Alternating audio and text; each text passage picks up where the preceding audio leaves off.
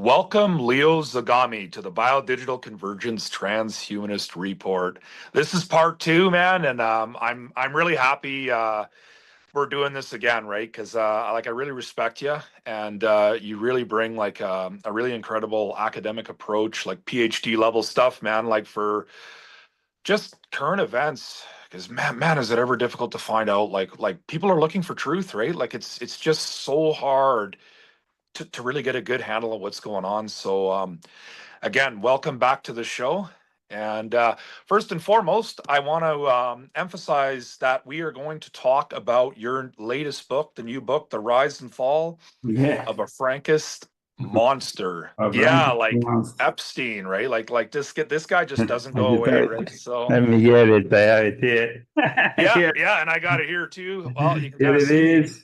I mean, Yeah, I'm like glad that you actually read it because not all the I people did. who interview me read the whole thing before interviewing me. So I really like to have an in-depth look into the whole thing with somebody who has shared this topic, has Absolutely. gone deep into it. Yeah, well, this is a hot topic, right? I mean, because this is about exposing Epstein, right, and the most powerful, like Jewish sect in the world, right? I'd really never heard of the Sabbatean Frankists in the way that you described it in this book, and you've done a really excellent job to me, and it's relevant for today, right? And of course, I will say that I am pro-Israel, right? Like, and I'm a defender of Israel. And actually, for me personally, like I really abide by what's written in Romans 11. Like there's Ezekiel 36, 37, there's Zechariah 12, Jeremiah 16. I mean, I can go on, right? But anyway, I'll leave it at that, and I'm going to read your bio.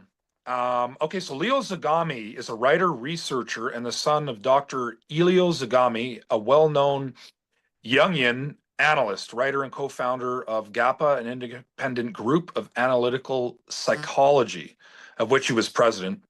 His grandfather, Senator Leopoldo Zagami, a Cilician politician, was also a known historian and author who married into the aristocratic family of the Marquis de Gregorio.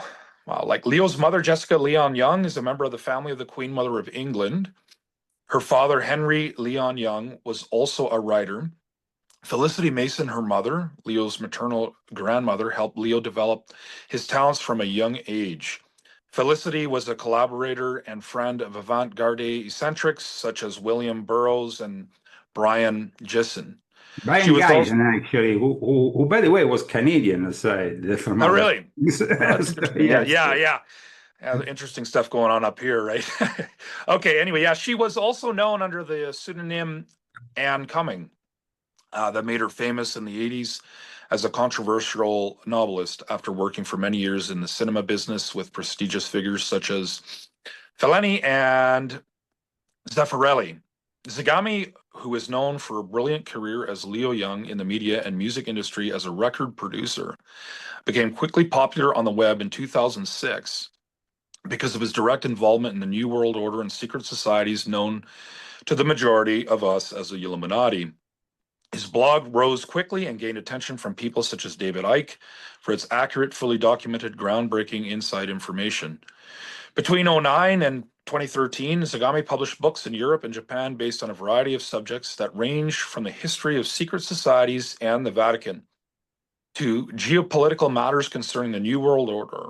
In 2013, he collaborated with well-known Italian journalists Ferruccio Pinotti and Giacomo Galeazzi in drafting a chapter for the Italian bestseller Vaticano Massoni, which was released in May 2013, dedicated to the secretive world of Vatican Freemasonry. So Zagami has collaborated with a series of articles and scopes for InfoWars and was the protagonist of a highly successful documentary made by Alex Jones in Rome called Demonic Possession of the Vatican Exposed. Leo also was one to reveal to the world on InfoWars the gay Vatican drug/orgy in the summer of 2017, which forced mainstream media to later cover the story. After publishing many books in Italy and Japan with great success, he reached the English-speaking public thanks to a book deal made with San Francisco's CCC Publishing that made Leo's first translated works available in the English language. Leo Zagami has written over a dozen books, including the bestseller Pope Francis, The Last Pope, released in the US by CCC Publishing. In 2019, Leo moved to Palm Springs, California with his wife, Christy, who runs the Cursum Perficio publishing house to avoid political and religious persecution in Europe. His latest book, Confessions of an Illuminati, Volume 12, Volume 4, Volume 5, and Volume 6.66, Volume 7, Volume 9, Volume 10, and Volume 11 were written in the English language, not translated from Italian like previous books.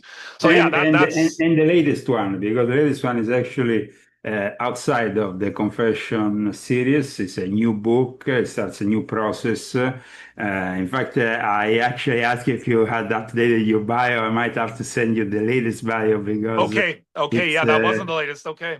yeah, no, because I have simply started a new course of action, having finished the Confession series with the Volume 12, as you know, which we discussed on the Yep. Jesuits. Now I am opening up a series of essays who want to dig deep into topics, of course, like secret societies, the Vatican, various sectarian realities, and so on. But of course, at times not as personal as the Confession series were, because the Confession series had always very much an element of biography within them. And instead, when it comes down to my latest book, maybe that element is a little bit less because it's more of an essay, as you had the possibility of reading it yourself. So just to puntualize on this thing, because you see, it's my first book outside of the Confession series. However, like you pointed out yourself, I also had a bestseller like Pope Francis, The Last Pope, which was also outside of the Confession series, and also Invisible Master. So I hope that people will really take on reading this book, because I think it has very pertinent information, very relevant information to the times we are living. 100%. Like it's really like I've seen even the dynamics on social media has changed. Like especially regarding Israel. Israel is just the hot topic of the world, like especially on social media. I mean, the war is being fought. You can call it the propaganda war, and it's really interesting what's seeing. There's a great divide happening too, and I'm going to call the Christian community over what's going on with Israel, right? With I call it the Church of Tucker Carlson. That's not my original thinking, but like Candace Owens, and I mean, they're recognizing right that there are certain factions within Judaism, if you will, right, that are outright like there's something really wrong here, right? And with your work, I call it like a great sifting, if you will, because the issue I have with a lot of individuals online is that they create this broad stroking judgment on everyone, right, for actions that they've captured. Okay, maybe of a particular group. Like it's kind of like this, let me put it this way.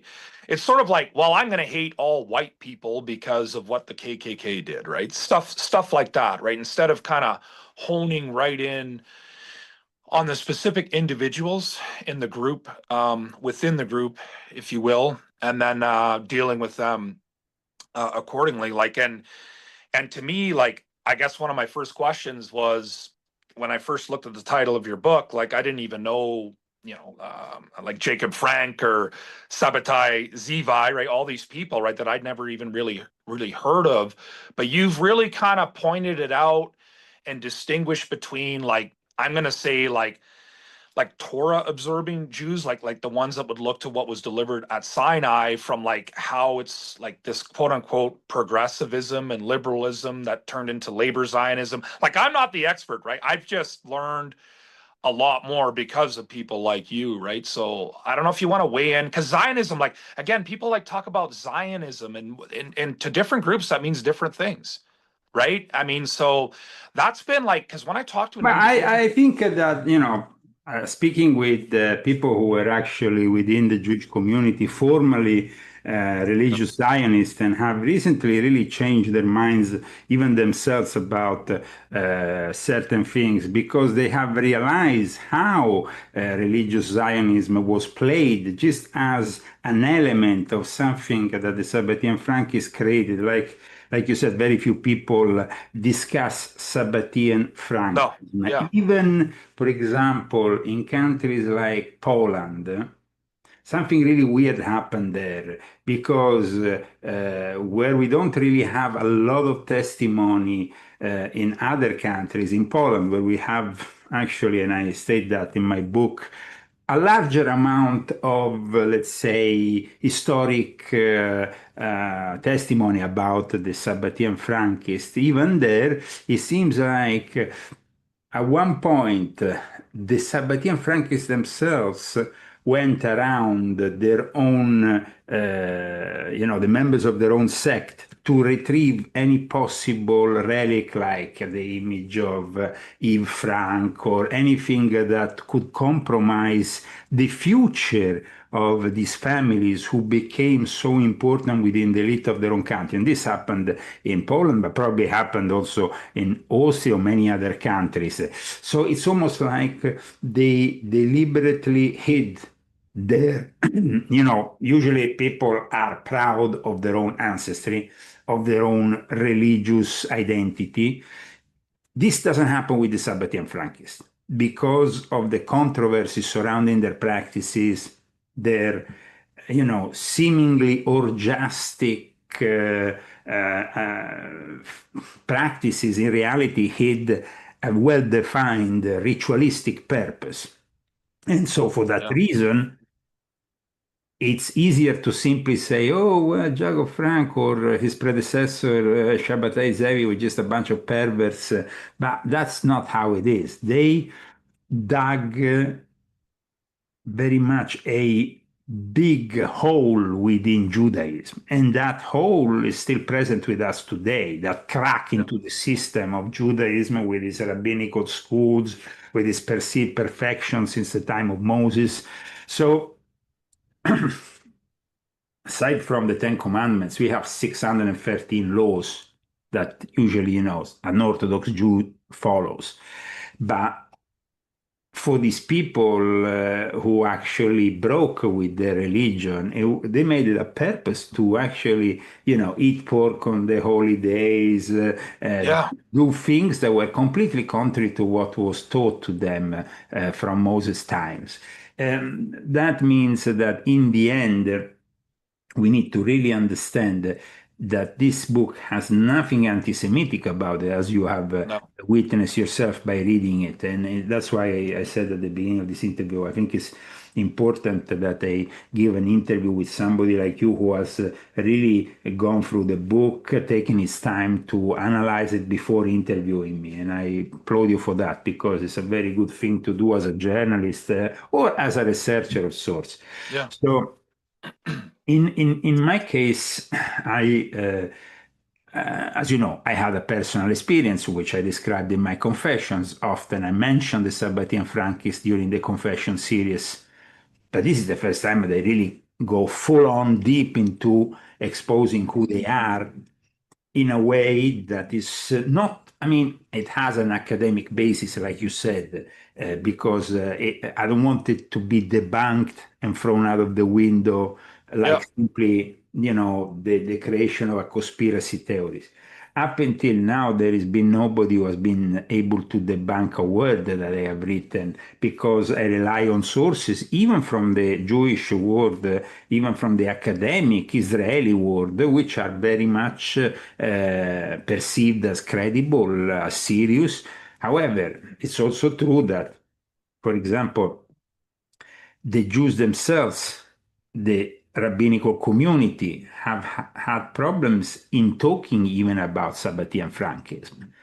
And that is really what makes it, I think, difficult even more for the outside world to understand what's going on with this sectarian reality, which started as a movement because when Shabbatai Zevi came around, it was a time in which the Jews were really searching for a Messiah. But how was also a Messiah that will bring them back to Israel. And this is also the other element here.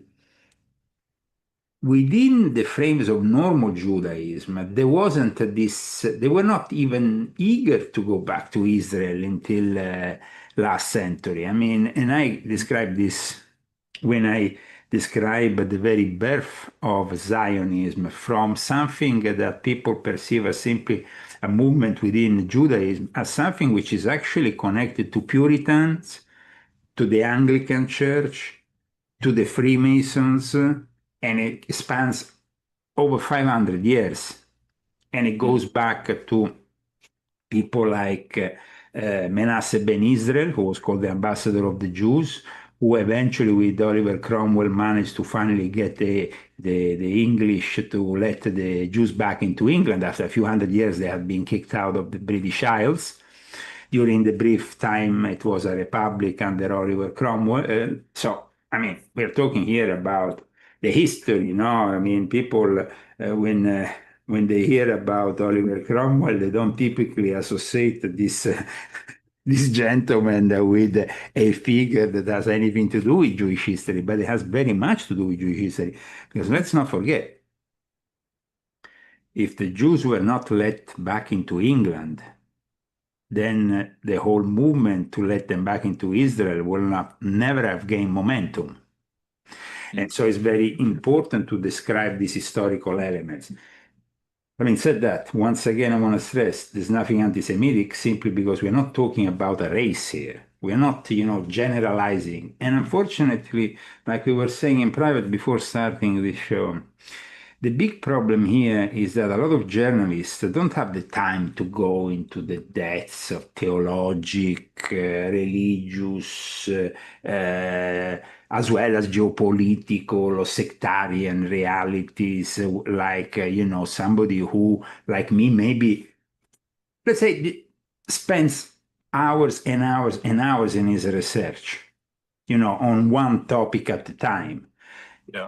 I know because I also been a journalist. I know how it works. It's always about the news coming in, the news coming in, the news being elaborated, you and the news having to follow the course of what is happening in the now. When you are actually writing a book like this, is actually about connecting what happened with what is happening now and what was going to happen later. Because you see, when I read a book takes time to write, and at the same time, it's published in a specific moment that you have to envision already in your head. Like when I envisioned earlier this year that Pope Francis was about to die, and I thought, Volume 12 was the perfect book to really explain how the Jesuits hijacked the church, how we will have to then explain what is next for the Catholic Church, which is exactly manifesting now with a Pope which is even more left and woke than Pope Francis in a way. But having said that, the Epstein book was something I always wanted to do because I knew that behind the facade of this scandal, there was something deeply disturbing, more of an historic, anthropological nature, connected with his ancestry, connected with the milieu that surrounded him. In the end, this book demonstrates that Jeffrey Epstein is the product of something much bigger, and is that much bigger and those powerful people.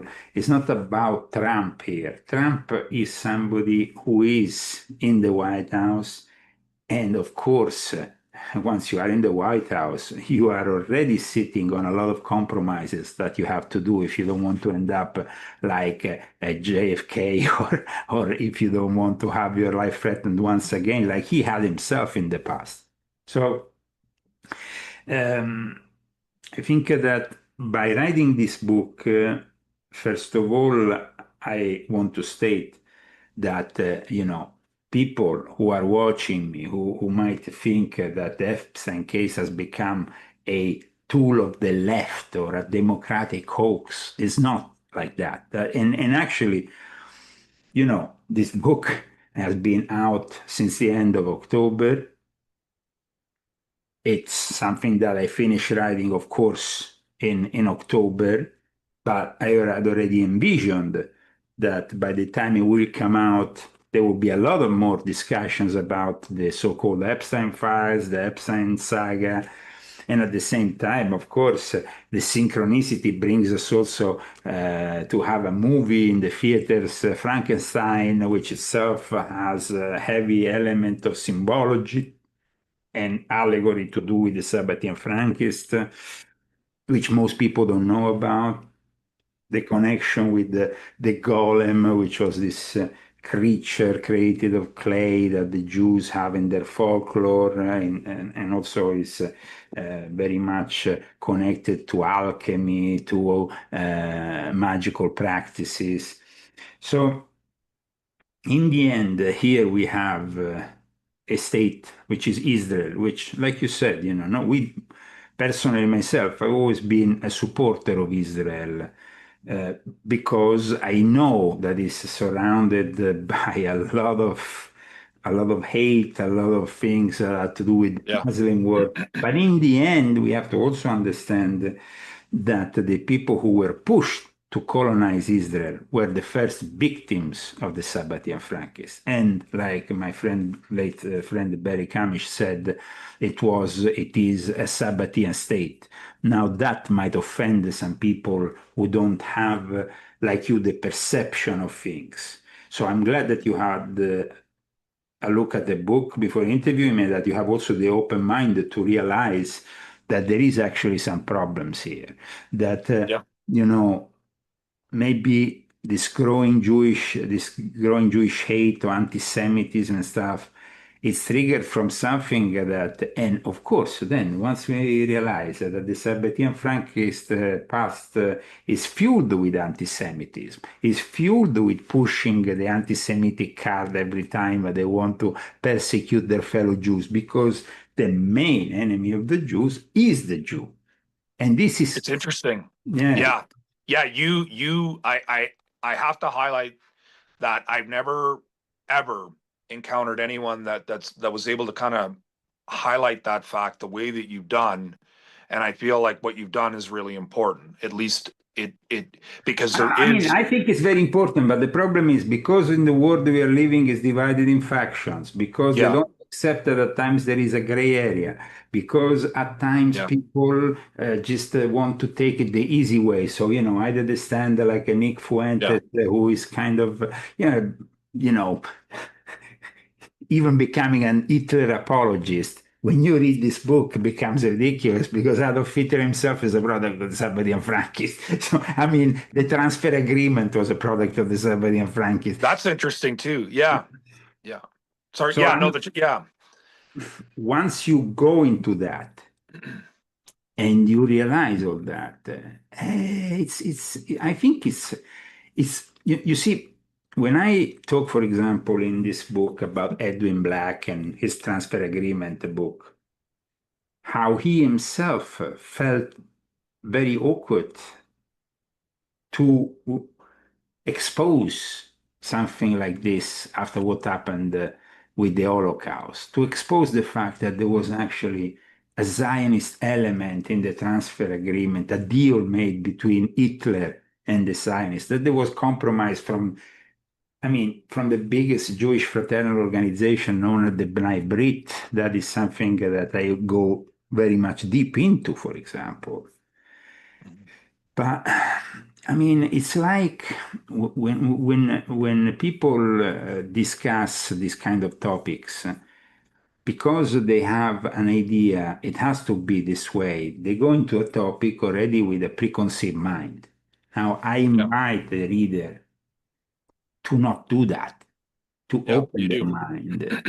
And that opening your mind to something different will make you realize that here there is a lot of untold truths that in the end, because I think that in the end today, the first victims of the Sabbatean Frankists are the people of Israel who have been forced into going and colonizing a country that they didn't necessarily want to colonize. Let's not forget the way they were rejected by other countries when they were persecuted. And if you persecute a whole race And the only way to survive in their minds become having this state, no?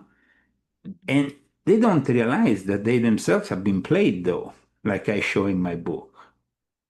So we have, on a way, of course, we have Christian Zionism, which is born out also of a prophetic mindset which is aimed to bring the Jews back before the end times so we manifest the return of Jesus. And I understand that. But in reality, we should also understand that these people have behind the scenes work in a way that history was made in their liking so they could manifest those scriptures. And at times it can be a hard realization. But then in the end, you realize also that it's the work of God, because God will not have let it happen if it wasn't in any way in his idea to manifest all this. To have in the end the state of Israel in the end times doing what it's doing.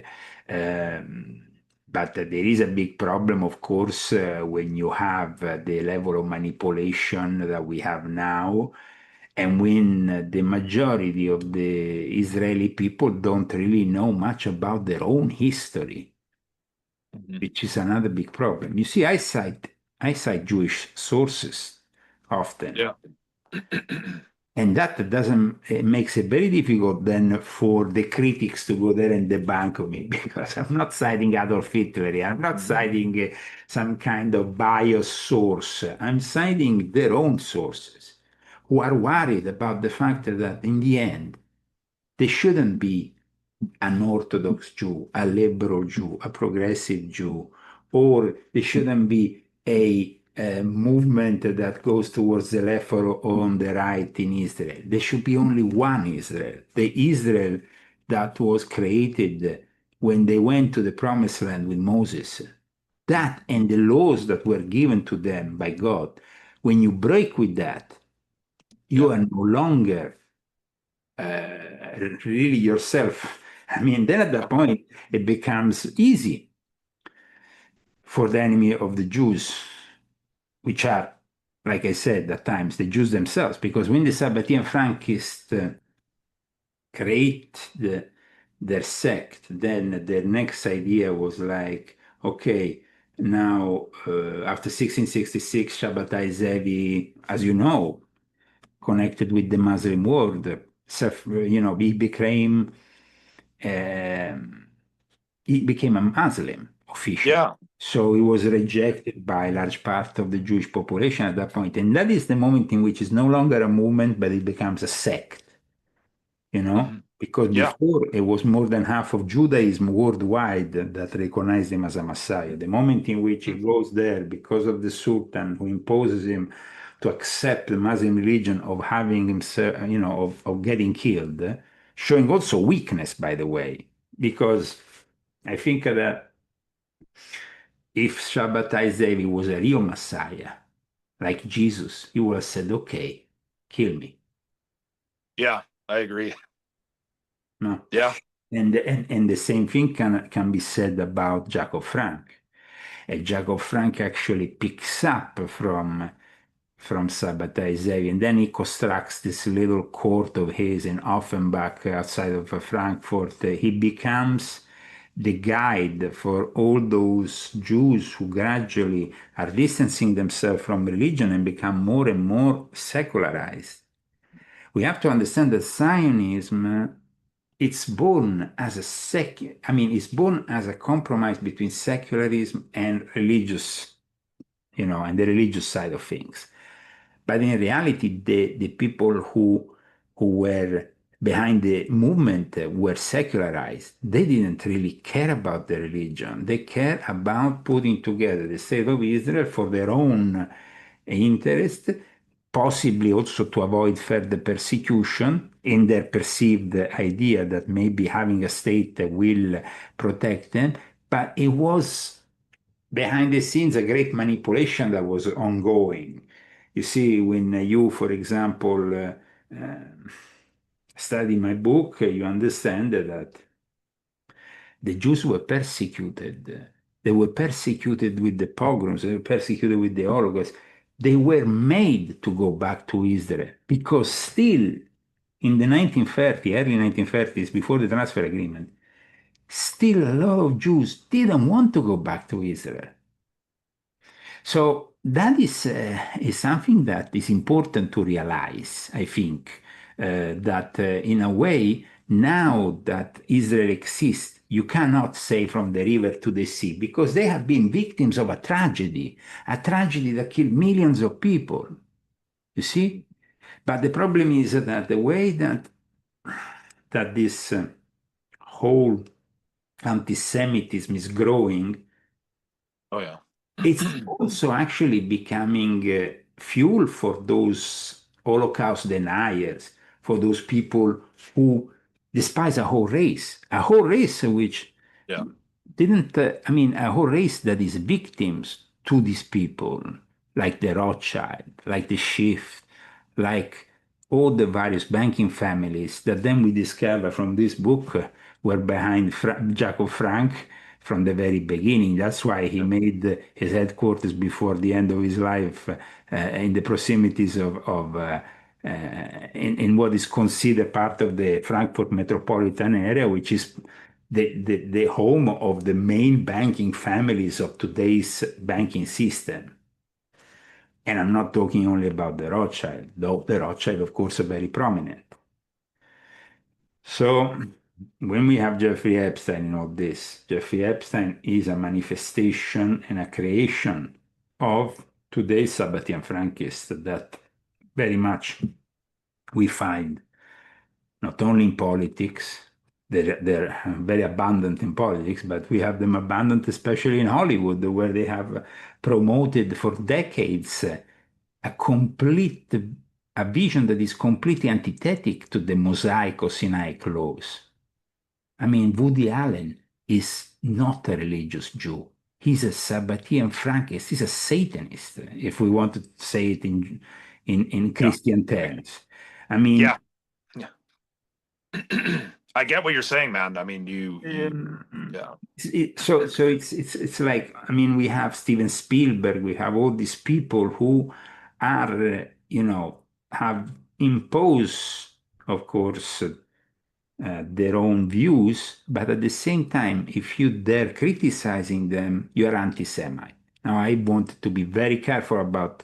Yeah. In fact, at one point in my book, I say to You the do, yeah. I directly say to the ADL, if that's your idea to brand me an anti-Semite, remember that this book relies on your source, on sources which are not, you will not be able to debunk so easily. In fact, I think that what's happening now with this book is that they want to ignore it. They don't want this book to have any relevance. Especially, they don't want this book to appear in Israel. Right.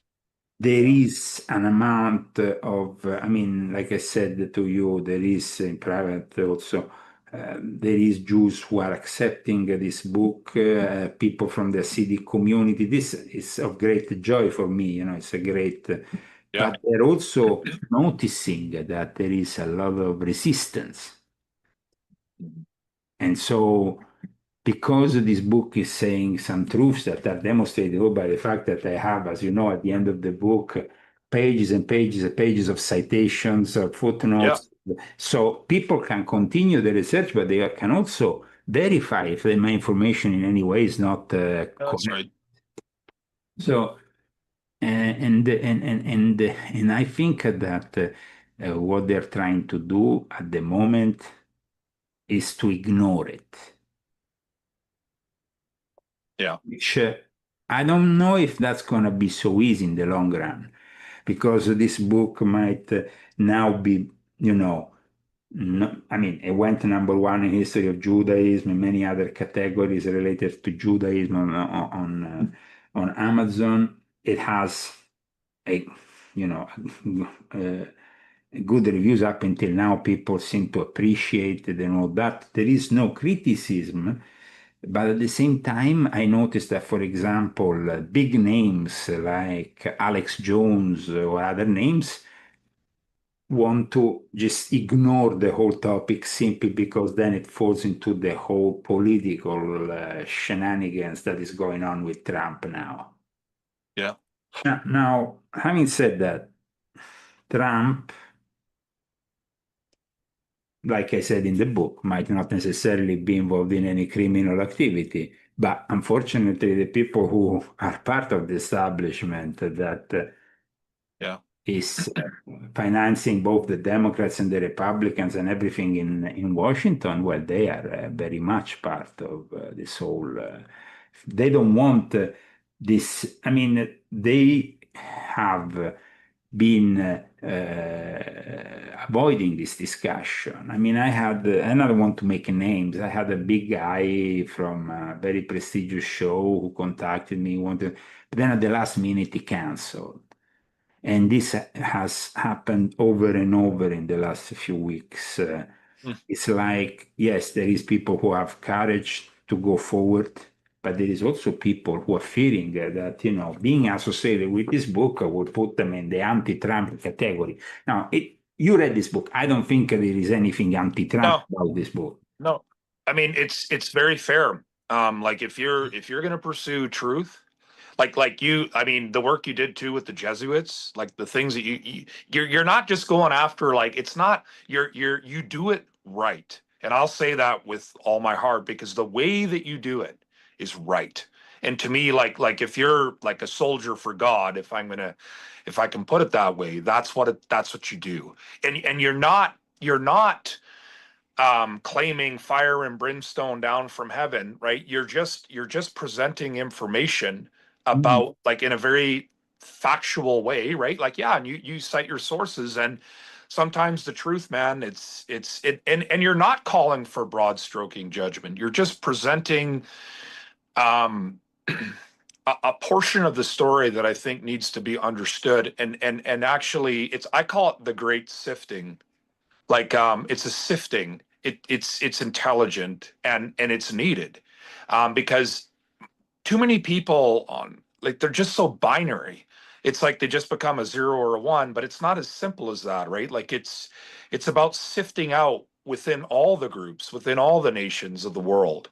um but we're getting into other things here, but like that's the way I view it. And yes, like the Sabbatean Frankists, in the way that you've done that, this is right to me. Like this is appropriate because, like you said, like if you actually, I've read the Old Testament, right? The Torah, right? Like I mean, I know, and the reason they were handed over to judgment initially was because of breaking the covenant, which I probably would have done myself, right? So I'm not calling for judgment in that sense, but that's how the story goes, right? And we live such short I mean, lives. you had elements like Sodom and Gomorrah, which are Yeah, clearly yeah, elements in which we see the vengeance of God the once. yeah. You do, yeah, No, but yeah, we also see that this God, especially like I said, in the in the Pentateuch, what we call yeah. The in first five books, Judaism yeah, the Torah, it's evident that there is a God yeah, that gets angry over and over again because these people just don't seem to get it at times.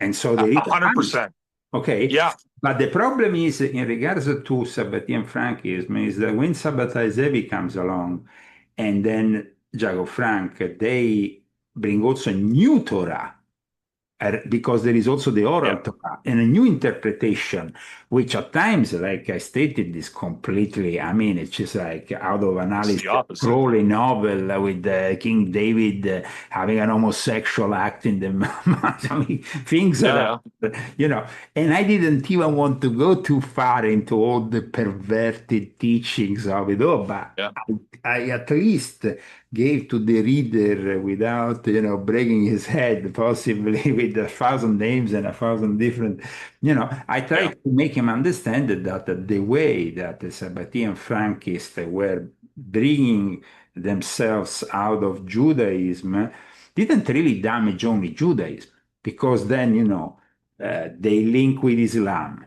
Then you have Shabbatai Zevi, who at that point creates the Dommeh, which are these crypto Jews who claim They are Muslims outwards, but they continue to practice indoors their own form of Sabbateanism. And then you have the in Thessaloniki, Jacob Frank arrives, and then you had Baruch Russo, who was the second guy who claimed to be after the death of Shabbatai Zevi, the guy who claims to be the reincarnation, and after him, of course, is Jacob Frank. But Jacob Frank doesn't really want to keep himself simply within the Muslim Ottoman Empire kind of, he wants to go beyond that. He wants to go into the Catholic world. He wants to create this Edom, this new way of viewing the Shekinah, which is like viewing the Virgin Mary, and he creates like this worship of the Shekinah or Shekinah, however you want to pronounce it, which is very much the worship of the Virgin Mary. In fact, he associated with the Holy Mary of Czestochowa, which is also very, as I described, a very important connection to Ghislaine Maxwell and Jeffrey Epstein, because then this book is also about them. It's also about going into why is Ghislaine Maxwell so revered by this sect that she's not being killed, she's being treated like royalty within her own prison. When you read this book, you realize that she had a role. She wasn't just this, the daughter of Robert Maxwell. She was the daughter of somebody who, of course, was part of this sectarian reality that had been hidden at this point. See, the problem with contemporary Jewish scholars is that they have not been able to trace links at times with, where this Sabbatean Frankist ended up, simply because, like I said earlier, traces were deliberately taken away so that people couldn't, if I went into a house of a Sabbatean Frankist family and I saw the image of Jacob Frank or Yves Frank or Shabbatai Zevi, I would automatically say these people are not traditional Jews, they are something different. Yeah, that's right. But instead they omitted all that, but they taken that away. They actually deliberately went from house to house to take away that evidence. And then when this evidence was found by outside people, it was very rare and scarce. And also there is a lot of omissions by the rabbinical community because they don't want to say this or this other guy from our school has been corrupted by Sabbatean Frankism. Because it's a little bit like, make this parallel, is a little bit like the popes and the cardinals.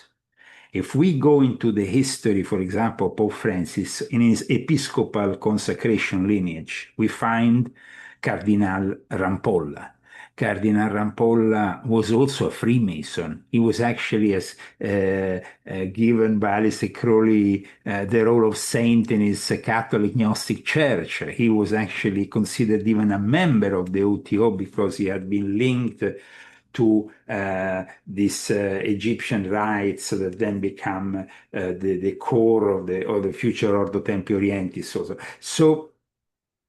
But today, you will never hear criticism towards this figure in the Catholic Church because otherwise it will jeopardize the people after him in the episcopal consecration that gets all the way to another pope, to a pope, because Cardinal Rampolla was about to become pope and didn't become pope, but then Pope Francis became pope a long time after him. I'm talking about the consecration that goes from the moment Jesus through St. Peter and then transmits the church to not only his apostles, but his successors. And those successors are claimed to be valid, and you can't jeopardize in the eyes of the church. You can't jeopardize the whole church by starting criticizing this or this other pope, because then it will. Nowadays, within the history of the Catholic Church, they maybe, the Borgias, because it was so evident the level of corruption or perversion that, it became like. But then there were many other popes that were not really. So this is a little bit like in the rabbinical schools.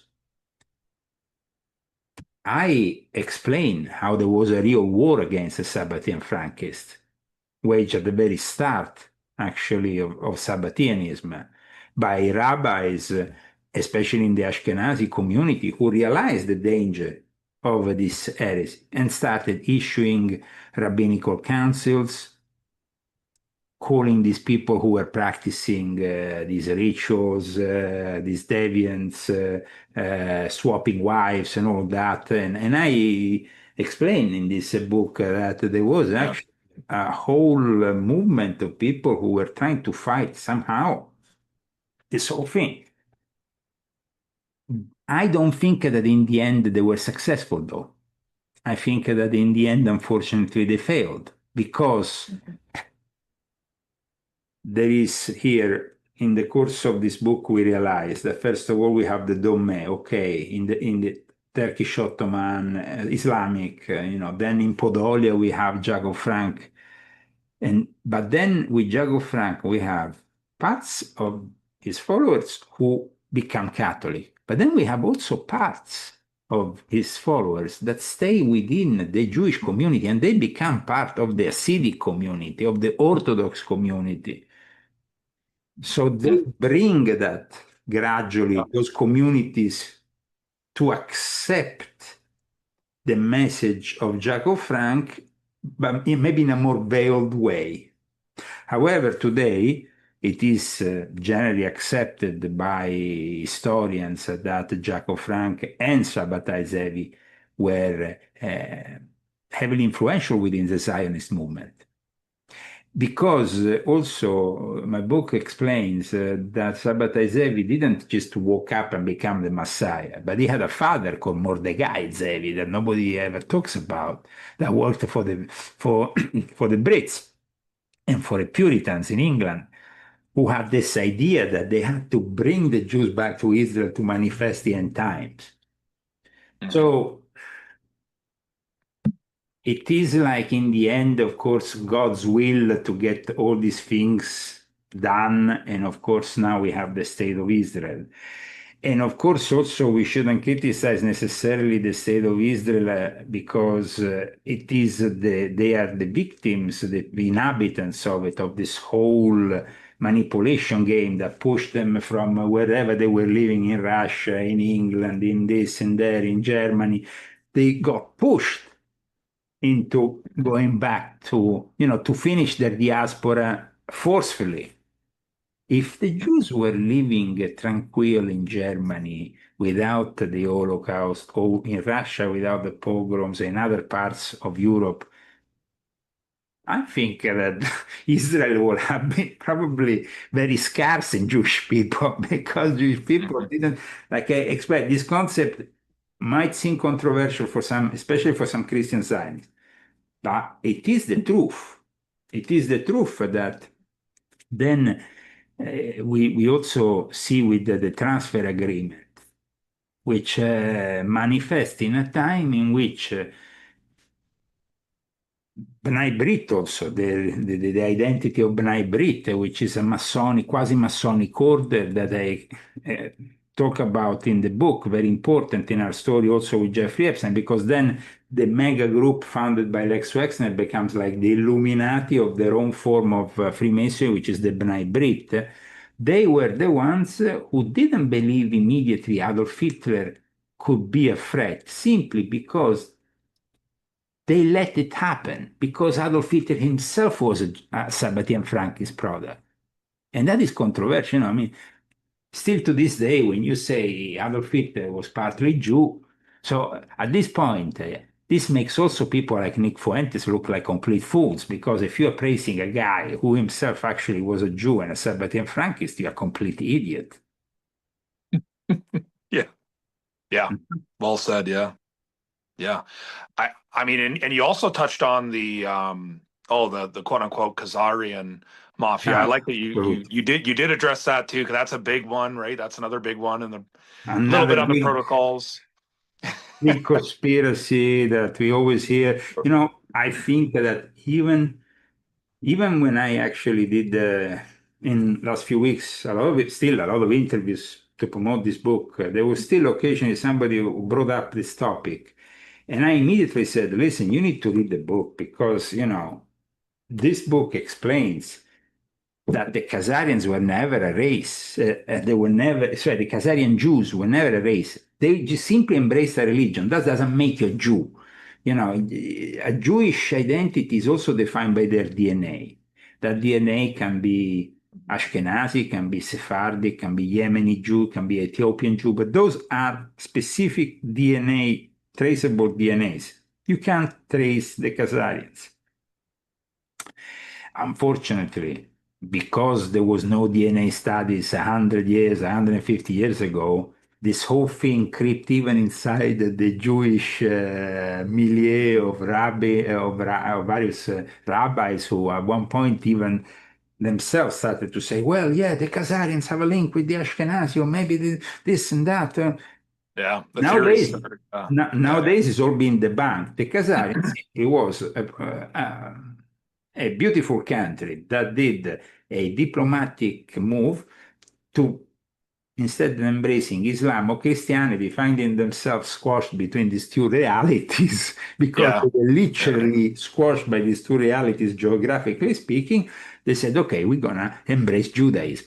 So then we're not going to make anybody upset. We're not going to make yeah. the Christian You- upset. We're not going to make the Muslims upset. We're simply going to say we are Jews.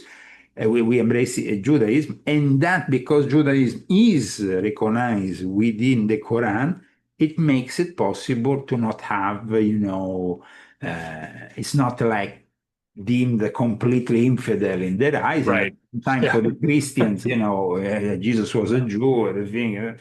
So, yeah, but I repeat, it was important for me to bring in the book the latest yeah, DNA studies and to yeah. simply debunk this Khazarian myth, which is circulating and has been circulating for decades in the conspiracy circles. And it kind of like, I mean, even from serious researchers that I saw like serious researchers, suddenly they come up with this thing, and I'm like, oh my God. Well, it's good. It's good. Like the way you addressed it, I thought it was. Yeah, I didn't know that that was going to be in there, but yeah, it was good. That Yeah, was. and I mean, it was important to address it because Yeah. it also links to the fact that the Ashkenazi, which are often linked with the Khazarians, and I explained that they have nothing to do with the Khazarians, but they are often linked by the conspiracy theorists Yeah. and blamed for all the ills of the world. They were actually the ones who first fought against the Sabbateans.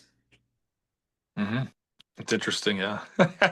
Actually, it puts you a little bit like in a condition to say, oh, maybe I got it wrong, But Well, especially, and yeah, man, I have to weigh in on this. This is part of the problem today. It's like, mm, when you're a child, you're used to being wrong, right? Like, I mean, mm, you're used mm, to being mm. corrected, and then it's like we get older and then we don't get as much intervention per se, and then we start thinking, oh, well, I'm just right about things. No, no, big mistake right there, right? Most people, no, it's just you don't have that corrective force like working in your life as much as when you did when you were a child, unless you know how to come to what I'm going to say evidence-based conclusions. Like to me, I feel like your way of thinking makes sense. At least you can create, well, when you write your books, you can tell us why you make the statements you make, or explain why you've come to these ways of thinking. And I mean, I think that's how the mind should work, not Yeah, just like, and I tell you, yeah, for many years, I had people saying, oh, Leo Zagami is a Zionist. Oh, Leo Zagami is this because he likes Israel, but at the same time, he's talking bad about the Muslims. I'm not talking necessarily bad about the Muslims. I wrote a whole book about the Muslims, and yeah, actually, I yeah. took praise from the Muslim world because it's so factual that even a sheikh dedicated a video on YouTube to this book, and nobody Yeah. actually gave me 5 stars, even the Sufis, which I criticized. So I was kind of shocked because I thought there would be a much more like, they would have probably done a fatwa on me and I would have ended up like Well, something. yeah, yeah. No, instead, I was like invited to Dubai. People like are saying, why don't you come and visit Mm, us, this or this other Muslim countries to give us a lecture about this and that. So that was kind of surprising. Um, but even with this book, I have problems in promoting it because hard for people to digest the whole thing with their binary mindset.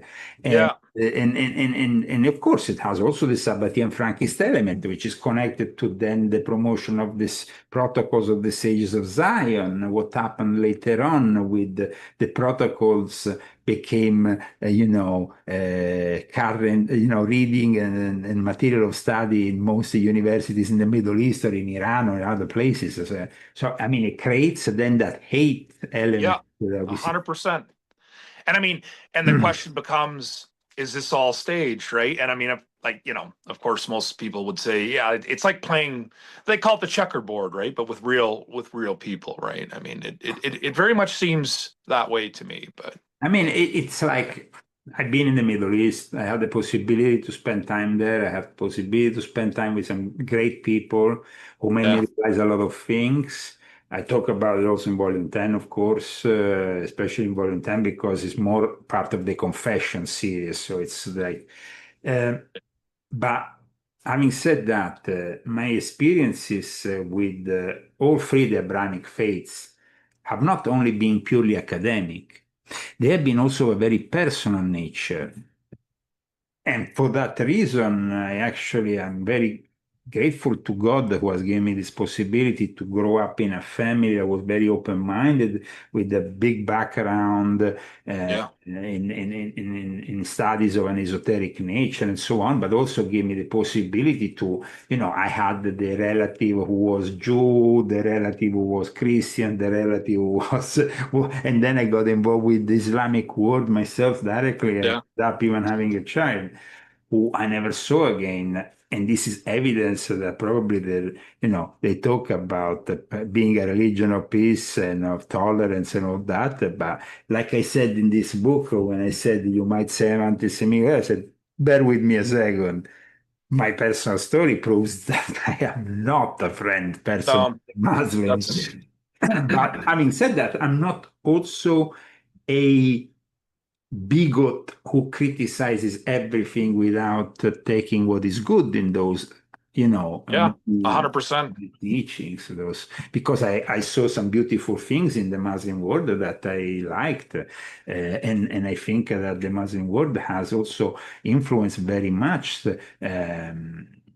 Not only the esoteric world, but through the Renaissance, Hermeticism, everything that was preserved in a way from the Iberic Peninsula, where then we had the scourge with the Christian Inquisition. And that is another element that I bring out also in my book when I start talking about the Marranos, the Conversos, and the fact that there was this guy who for the first time brings in with a book this French theologian and anthropologist Isaac Laprère, who in reality we discover being a Jew, a Marranos, but I also explain no, that the Jewish Marranos are the ones who converted, but in reality they practice Judaism in secret, while the conversos embrace Christianity. And then, so there was this element at the very basis of then this alliance that then grow. This alliance grows in England, doesn't grow in any other place. It is there that eventually, it grows through a few centuries. They even create British Israelism because it was like they went from kicking out the Jews altogether Hmm. to And then to actually embrace them as yeah, and to actually say we are the lost tribe, we are the lost tribes here, we're the lost tribes. I mean, and then the Balfour Declaration came out. and then, Yeah. but all it was to arrive to this Balfour Declaration, we have a few hundred years of history, which I also describe in my book, Hmm. because without Yes. understanding that history, we cannot understand how a country completely turned around and embraced what they actually had despised before. Yeah, I think everyone should read your books because you're not a polarizing individual, which is very rare. Because yeah, like you talk about, yeah, I've noticed you talk about everything, and like it's unique. Like, and I think it's well needed. Like, and I'm really hoping like I mean, and then you it'll have like all the other part that we will obviously we don't have time now to discuss, but we have all the no part of influence that these teachings, Sabbath Frank's teachings, had upon the esoteric world and the hmm world of secret societies, from Aleister Crowley to Madame Blavatsky to Eliphas Levi to all the way to more recent times to Anton Levi, to Anton LaVey. So, I mean, it's like yeah without it, these people, we will probably have a completely different world because yeah we for sure. I mean, but you're an educator, right? You're like a professor. So I mean, I really appreciate it. I appreciate what you do because it helps. It helps those uh, who are looking. Yeah, yeah, I mean, I accept criticism if the sure. criticism is the right criticism. You know, if somebody comes to me and says, "I don't stand by what you said here," I don't. I actually accept that. But if actually you bring me even evidence of some wrong statement on my side, some, you know, I will definitely then embrace it and correct myself in the future. But like I said, before writing these books, I give it a lot of into Mhm. it. I try to cross-reference different sources. I don't really rely only on one source.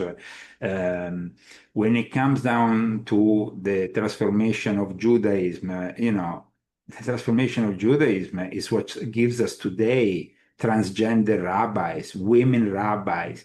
This is not Judaism. This is a joke. Uh, yeah, And yeah, if the majority of Jews are embracing that joke, well, it's a bad joke, and you are abandoning what Judaism used to be. And then at that point, you deserve to be persecuted. I'm sorry, because then is an yeah. easy game then for the Muslim world to say these people are living in sin. These people are abandoning their own belief. These people are not really people of the book any longer. It, it, you couldn't have said it better than that. And when you look at the history in the Old Testament, right, like when the people abandoned the Word of God, which we're seeing that again now, right? Like I'm not sure how this is all going to unfold in North America, but Sure. when you abandon biblical morality, like I would say the New Testament highlights what that is in the highest form. Yeah. We will be handed over to judgment, and like you just mentioned too, right? Like when certain groups within Islam see the degree of depravity at work, not only within the Sabbatean Frankists, but just in the West in general, right? Like you were delivered up to your enemies, right? Like this is something that's happened all throughout But the history. interesting thing, though, is also to see how they actually create the everything and they create the opposing factions and at the very root of Yeah, everything create opposing factions. It's like yeah, I explain in my book in the last chapter, you know, they are the ones who create Reform Judaism, but at the same time, they also create the Zionist revisionists, which are the yeah. opposite. So, Yeah, you you did. know, Yeah, you have on one side, you have the Likud party, the modern Likud party of Netanyahu, which was created by this Sabbatean Frankist gentleman over here. And at the same time, you have the Reform Jews that were created by the Jewish Enlightenment, heavily inspired by the Sabbatean Frankists, who eventually led the Jews to abandon their own practices and actually perceive those Orthodox people as primitive, even. hmm Like I state in my book, at one point, Franz Kafka says, who are these people talking Yiddish? Doesn't kind of tribe from, I mean, almost like the first Zionist who actually, and I explained that, who actually inspired then I mean, the anti-Semitism of the Nazism, unfortunately, was also inspired by the Zionists.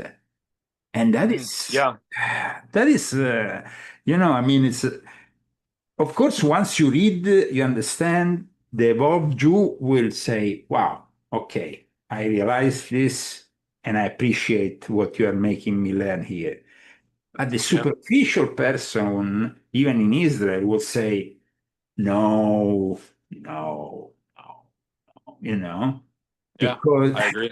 and so um, I find myself to these days with very few evolved Jews evolved Israelis who have the mindset to understand that this book is like denouncing the Jesuits for the Catholics. It's like denouncing, Exactly. Yeah, or, 100%. for example, in Islam, denouncing those sects who have deviated from whatever was the initial path of Islam into in a variety of.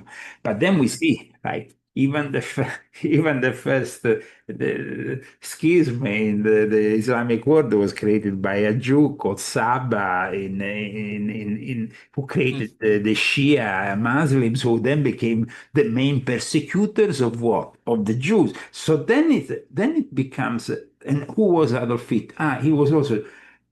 Then you understand that the real enemy of the Jew is the Jew, because then Anton LaVey, what does he say in his statement? He says that for him, the ideal Satanist was the satanic Jew, like Yeah. him, like Marilyn I, Manson. It becomes a problem, but yeah. if you don't have that self-criticism, that capacity of accepting that you have done mistakes, that you are not the perfect race, that you shit gold here, or that everything is Yeah. perfect that you do, no? 100%. I Because mean, otherwise Moses will not have come down the mountain and got really angry and broken the whole, and broken the yeah. thing when he saw these people worshiping the golden calf. I mean, that was Yeah, the right away, right? beginning. Yeah. Even after all the power. Yeah. I mean, even after that demonstration of power. But yeah, no, you've done an excellent job, Leo. Like it honestly, I would encourage everyone to really get into the things that you're talking about, and also that you confess, Jesus Christ as Lord and Savior, right? I mean, that's powerful, man. Like the things that the way that you write, it's really really valid for today. Like, and I point people to you because you've done the work, and you need to be given credit for that. And in the war, right? I call this the battle for souls, if you will. But Thank you so much. Thank you so much. yeah, no, I mean, I mean, the fact that today we are in a situation politically and religiously where yeah, everything is so confused when we yeah, actually have the possibility, if you have a clear mind, to access all the information which would have been impossible 100 years ago.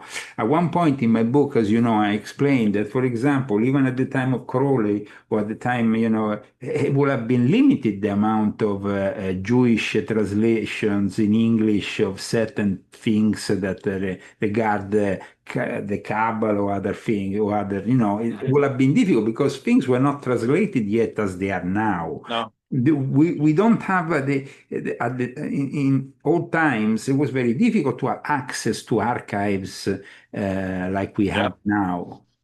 And so today, at the 100%. touch of a button, if you're an academic, you could really be honest and clear the mind of many people on many misconceptions.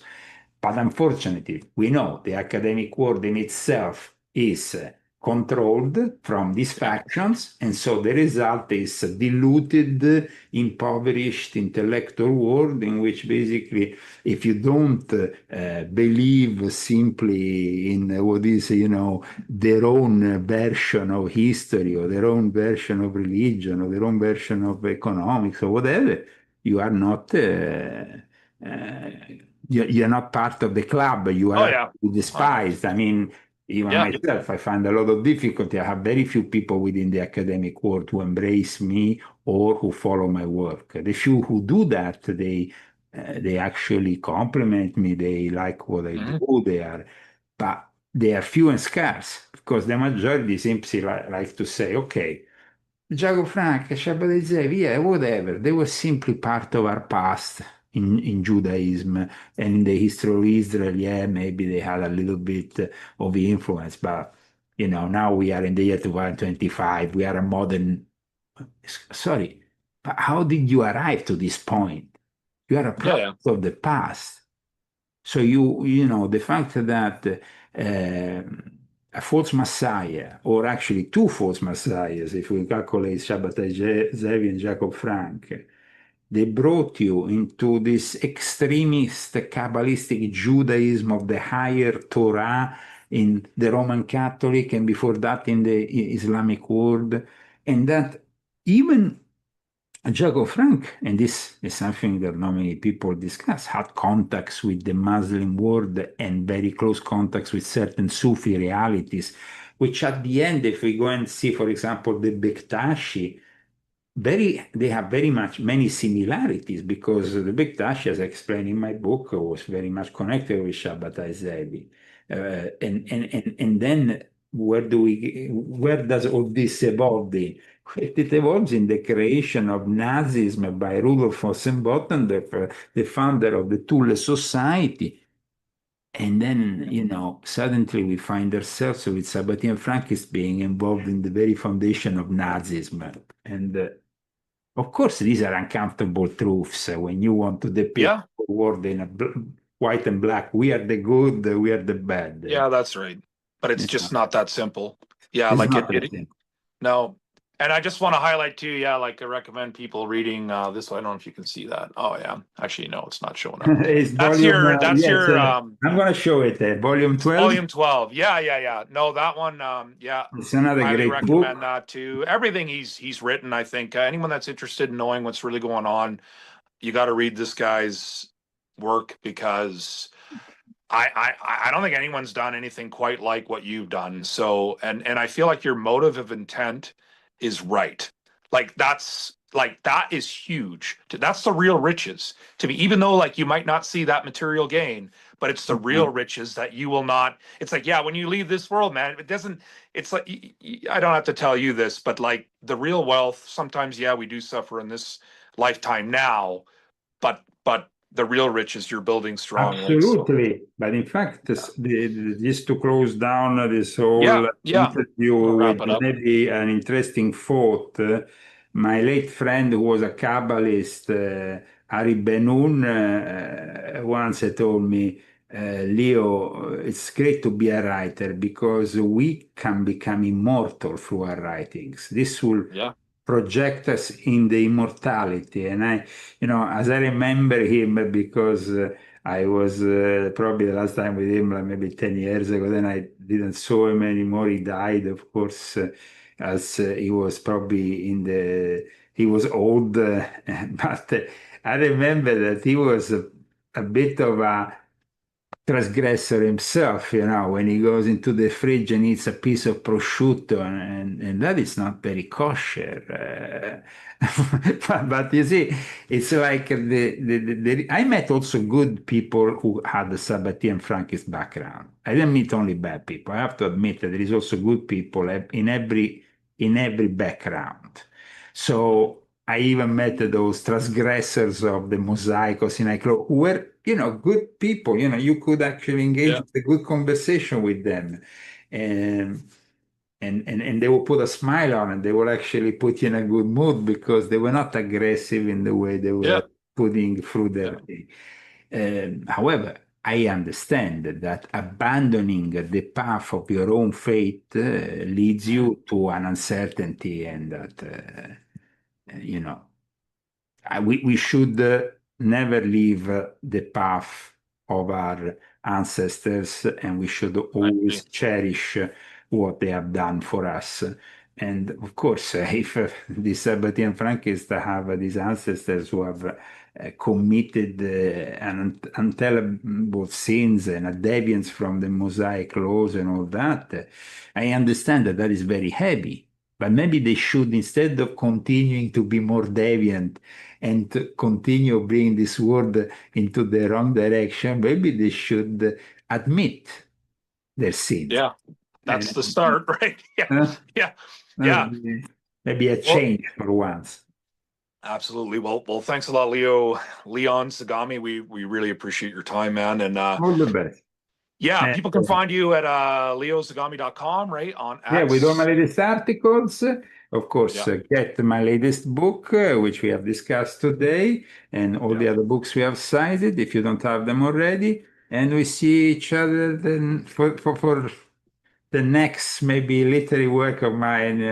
that is already in the works, at Yeah, least in my 100%. head. As soon as I get down to it, then it Yeah. takes a few months, but I guess that by next year, maybe We have another shot with a new book. For sure. Yeah, man. I appreciate you. I respect your work, and thanks a lot for your time again, Leo. You God have a good bless night. you. Take Yeah, care. see you. Bye. Bye now.